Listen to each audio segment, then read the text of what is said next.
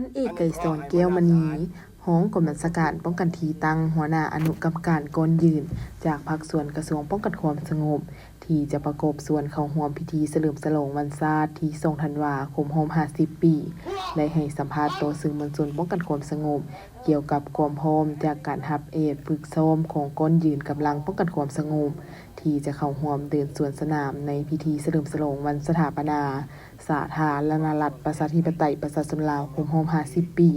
พร้อมทั้งได้แสดงความคิดเห็นเนื่องในโอกาสคำนำรับต้นวันชาติที่2ธันวาคม2025นี้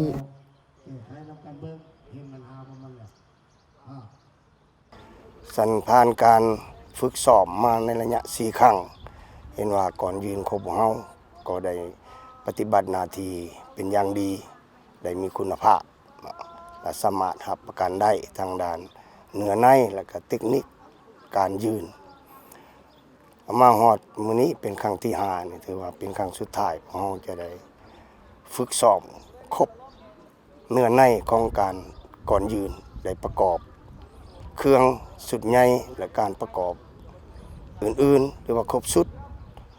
แล้วก็จะได้ฝึกซ้อมเทคนิค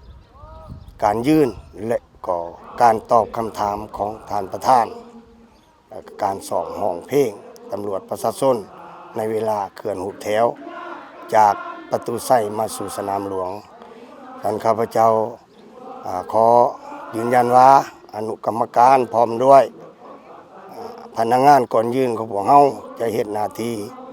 การฝึกซ้อมมันดีที่สุดให้มีความพร้อม100%เพื่อเข้าร่วมประสานงานในมื้อวันชาติที่2ธันวาคมเนื่องในค่ายวันเกิดของประธานไกรสอนพรหมวิหารครบรอบ105 ปีและวันสถาปนาสาธารณรัฐประชาธิปไตยประชาชนลาวครบรอบ50 ปีใกล้จะมาถึงข้าพเจ้าต่างหน้าคณะรับผิดชอบและพนักงานก่อนยืนขออวยพรใส่แด่การนำภาครัฐจงมีสุขภาพเข้มแข็งนำพาประเทศชาติก้าวขึ้นอย่างบ่หยุดยั้งอวยพรนายและพลตำรวจการนำและพ่อแม่ประชาชนทุกคนจงพร้อมกันเบิกบานม่วนชื่นเพื่อสร้างขบวนการต้อนรับวันชาติที่2ธันวาคมที่ใกล้จะมาถึงอย่างเป็นขบวนการฟดฟื้นและม่วนชื่นขอขอบใจ